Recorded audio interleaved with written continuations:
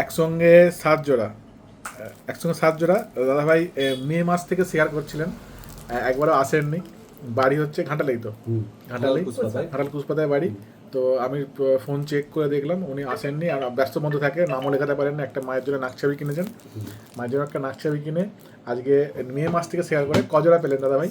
7 জোড়া পেয়েছি।